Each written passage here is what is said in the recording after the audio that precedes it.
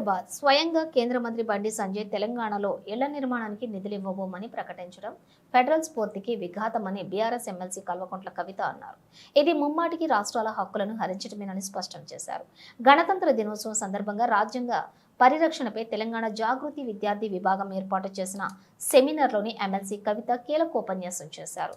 ఈ సందర్భంగా రాజ్యాంగ పరిరక్షణ, హక్కులను కాపాడటం, పరిపాలనలో పారదర్శకతను పాటించడం, రాజ్యాంగం నిర్దేశించిన ఆదేశిక సూత్రాలను సమర్థవంతంగా అమలు చేయడం వంటి మొత్తం 19 తీర్మానాలను సెమినార్లోని ఆమోదించారు.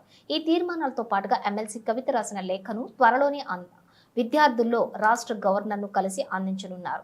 ఈ సందర్భంగా ఎమ్మెల్సీ కవిత మాట్లాడుతూ, బాధ్యతాయుతమైనటువంటి కేంద్ర మంత్రి పదవిలో ఉండి మీకు ఒక్క ఇల్లు కూడా ఇవ్వము అనే మాట మాట్లాడుతున్నారంటే రాజ్యాంగంలో ఉన్న ఫెడరల్ స్ఫూర్తి ఏమైనట్లని ప్రశ్నించారు. బండి సంజయ్ వ్యాఖ్యలను తీవ్రంగా ఖండిస్తున్నానని ప్రకటించారు.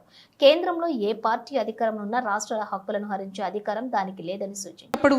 ఖండించాలి, ఎప్పటికప్పుడు అర్థం చేసుకోవాలి. ఎందుకంటే వదిలేసుకుంటూ పోతే అవి పెద్దగా అయిపోతాయి, తర్వాత ఏం చేయలేని పరిస్థితి ఉంటుంది. సో ఇవాళ బండి సంజయ్ గారు మాట్లాడినటువంటి వాక్యాల్ని మాత్రం మేము తీవ్రంగా ఇక్కడ ఖండిస్తూ ఉన్నాం. ఇక్కడ రాష్ట్రంలో ఏ ప్రభుత్వం ఉన్నదన్నది, ఏ పార్టీ అధికారంలో ఉన్నదన్నది పక్కన పెడితే కేంద్ర ప్రభుత్వానికి రాష్ట్రాల యొక్క హక్కుల్ని హరించడానికి మాత్రం ఎటువంటి ఆస్కారం లేదు, ఉండకూడదు. అది రాజ్యాంగబద్ధంగా రాష్ట్రాలకే ఉన్న హక్కు అని మరొకసారి ఇక్కడ మేము ప్రకటిస్తూ ఉన్నాం.